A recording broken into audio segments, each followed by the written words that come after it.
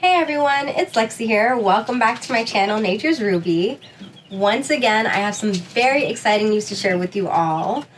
Over the weekend, not only did my chicken chicks hatch, but we also got some quail chicks. So a few weeks ago, one of my former coworkers, family members, gave us some quail eggs, and we went ahead and incubated them. And then a few days later, we added some of our chicken eggs in there so that they would kind of be born around the same time. And so quails are actually about a day older than our chicken chicks. And as you can see, this is the size difference. Like, the quails are significantly smaller than a regular chicken chick. About a quarter the size, actually. Like, so tiny. But they actually love each other. Like, you see how the quail just wants to be up under this little chick? They love each other. I haven't seen any signs of like aggression with them or bullying. If anything, the quails run the show here. And I'm pretty sure that these guys are Bobwhite quails. The reason is that they were hatched from these pure cream white eggs. And normally most other quail species other than the Bobwhites give spotted speckled eggs. So Bobwhites are actually famous for their white colored eggs and their famous Bobwhite call, which I can't wait to hear from them as they get older. It's a means of communication what they use to kind of help find each other if they're lost. And Bobwhites are actually native to North America. They can commonly be found in the United States in grasslands, farmlands, lightly wooded areas, and edges of fields with tall grass for hiding. These birds are ground-dwelling, which means they spend most of their lives on the ground instead of flying. They're also very social, and adults form groups called coveys, which is like the quail word for flock, which is usually about 10 to 20 birds. Coveys actually sleep in a circle facing outwards so that everyone can watch for danger. And in case any of you all cared, the wild bobwhite population has been decreasing due to habitat loss and development. So raising these little guys at home makes you really appreciate their adaptive nature. And quails in general actually have such deep spiritual and symbolic meaning. So there's a Shakespeare quote, "Though she be but little, she is fierce." And to me, quails like completely embody this quote because though they are little, they are so aware and reactive to everything around them. And that plays a key part in their survival.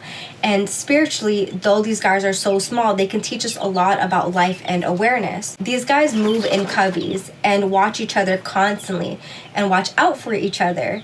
So to me, this is a reminder of being mindful of who you surround yourself with. And also staying together in these coveys represents emotional safety and how important it is to keep a good, healthy support system. And these guys are ground dwellers, so they stay close to the earth and remind us to be present and grounded in our lives. And they have what I call quiet strength. So they aren't forceful beings. Their survival purely depends on their alertness and their awareness.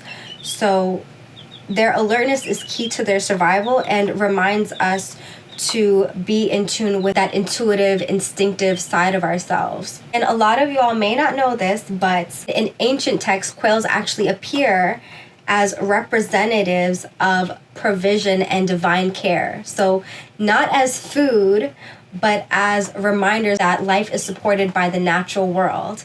And in some native traditions, they represent protection, adaptability, and being attuned to nature. As of right now, these quails are staying in this enclosure that I got off of Temu. It's about 24 or 28 inches long and about 18 inches, I think, tall.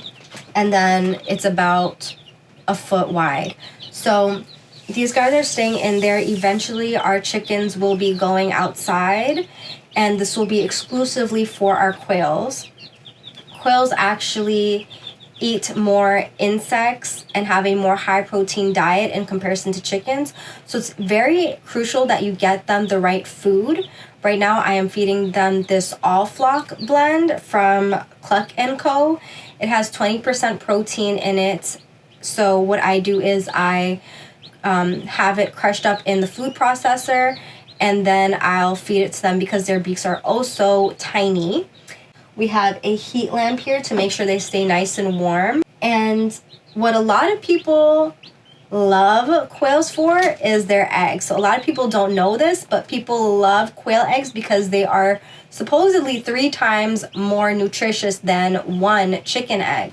So they have more protein and micronutrients. And again, that just comes back to, though they are little, they are fierce. Like, their little eggs have so much more nutrients than chicken eggs. Like, who would have known? They're so tiny. And also, I wanted to mention temperament. So the only con I would say to quails is that they're a little bit more skittish and timid than chickens. Chickens can be a lot more friendlier than quails. These little ones, we saw them hatch, so they imprinted on us, so they love us, but they are a little bit quicker to run away at certain times in comparison to the chicken chicks. But overall, they are super sweet, and I love them both equally. I can't say I have a favorite between the quails and the chicken chicks so far. And I am vegetarian, so none of my quails or chickens will be eaten. I will probably try their eggs though, but no, we're not having them for meat.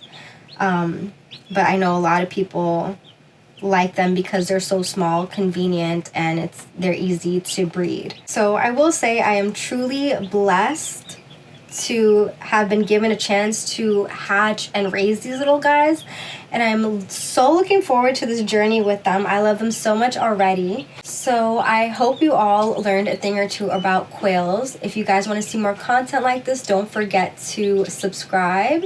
If you liked the video, don't forget to give us a thumbs up, and I hope to see you all next time. Bye!